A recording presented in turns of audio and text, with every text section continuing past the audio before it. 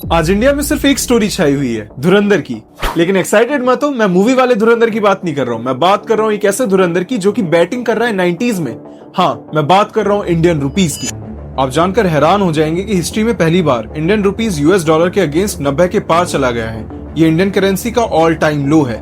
पहले नंबर्स देख लेते हैं। इस साल की शुरुआत में रुपी अराउंड 85 पर ट्रेड कर रहा था, मतलब एक डॉलर का 85 रुपए। लेकिन आज देखिए एक यूएस डॉलर 90.19 रुपए का हो गया है। सिर्फ 11 महीनों में रुपी लगभग 5% से गिर चुका है, और ये पहली बार नहीं जब रुपी ने 90 का लेवल ब्रेक किया हो।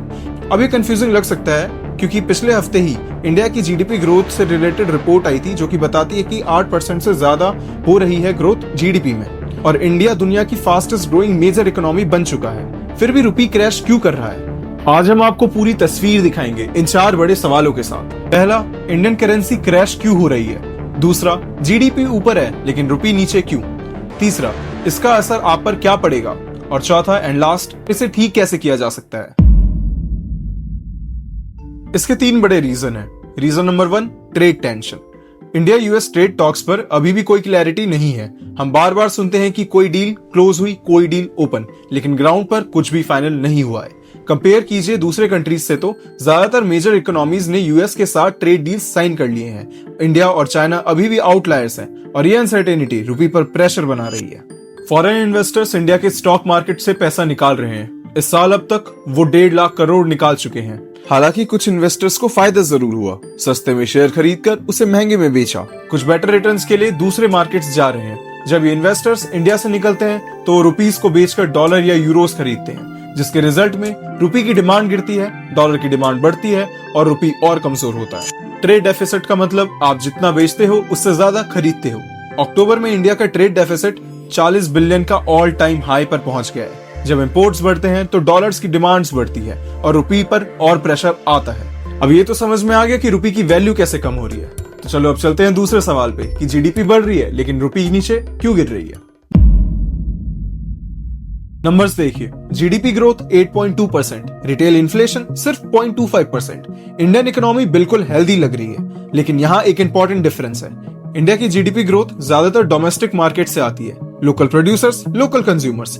एक्सटर्नल फैक्टर्स का रोल लिमिटेड होता है, लेकिन रुपी के केस में बिल्कुल अपोजिट है। रुपी डिपेंड करता है ट्रेड, फॉरेन इन्वेस्टमेंट, टैरिफ्स और ग्लोबल फैक्टर्स पर। इसीलिए जीडीपी स्ट्रांग हो सकती है लेकिन रुपीस वीक रह सकती है। अच्छा, लेकिन ये सब जो हो रहा है वो तो हो रहा है, लेकिन इसका मतलब आपके लिए क्या है ये समझ लेते हैं।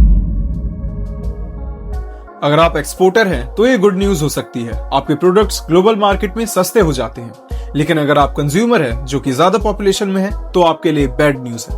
एग्जाम्पल समझिए, अगर एक बैरल ऑयल $1 का है तो जनवरी में आपको मिलेगा 85 रुपए में, लेकिन वही फरवरी में ऑयल बैरल हो जाएगा 90 रुपए का। ये एक्स्ट्रा कॉस्ट आखिर आप ही पे करेंगे। इंडिया ज्यादातर ऑयल इंपोर्ट करता है। ऑयल महंगा, ट्रांसपोर्ट महंगा, ट्रांसपोर्ट महंगा, हर चीज महंगी।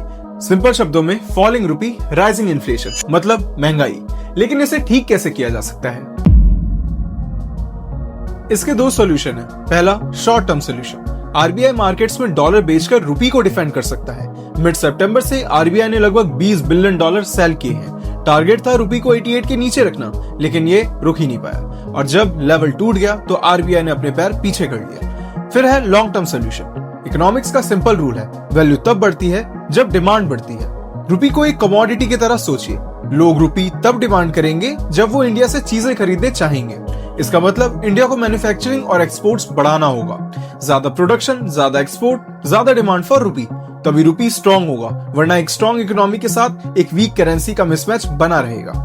अब ये सब तो था रुपी का खेला, लेकिन अब आप बजट समझ लीजिए जो कि अगले महीने आने वाला है, मतलब इसी फरवरी में आने वाला है, और ये आपकी जेब को कैसे हल्का कर सकता है या फिर बढ़ा सकता है। इस चीज को जानने के लिए आप आगे जरूर बने रहे।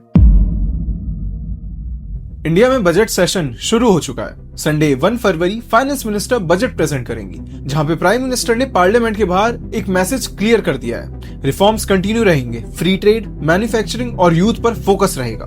इकोनॉमिक सर्वे भी आज रिलीज हुआ, जिसमें नेक्स्ट ईयर के लिए जीडीपी ग्रोथ प्रोजेक्शन 6.8% से लेकर 7.2% का रखा गया है। लेकिन सर्वे ने वार्निंग भी दी है। 2026 में ग्लोबल फाइनेंशियल क्राइसिस का 10 to 20% रिस्क है, और ये 2008 के क्राइसिस से भी ज्यादा सीवियर हो सकता है। इंडिया के कुछ पॉजिटिव्स हैं, जैसे कि लो इन्फ्लेशन, मतलब प्राइसेस जल्दी नहीं बढ़ेंगे।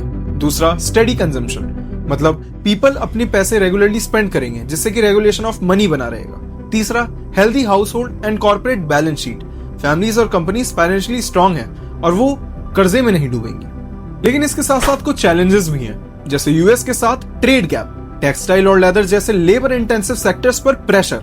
ट्रेड डील अगर इस साल हो जाता है तो रुपी को थोड़ी राहत मिल सकती है, लेकिन तब तक रिस्क बना रहेगा और ये रिस्क रुपी की परफॉर्मेंस में क्लियर दिख रहा है।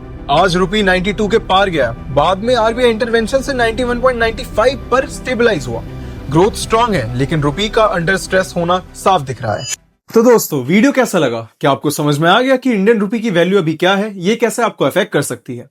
अगर आपने आज का बजट नहीं देखा तो कोई दिक्कत नहीं है, हम नेक्स्ट हफ्ते इस पे एक एनालिसिस लेके आएंगे और उसमें आपको क्लियरली समझाएंगे कि आपको कैसे अफेक्ट कर सकती है। थैंक यू सो मच, यहां तक बने रहने के लिए। लाइक शेयर सब्सक्राइब करें, सपोर्ट करें। थैंक यू सो मच, मिलते हैं नेक्स्ट टाइम।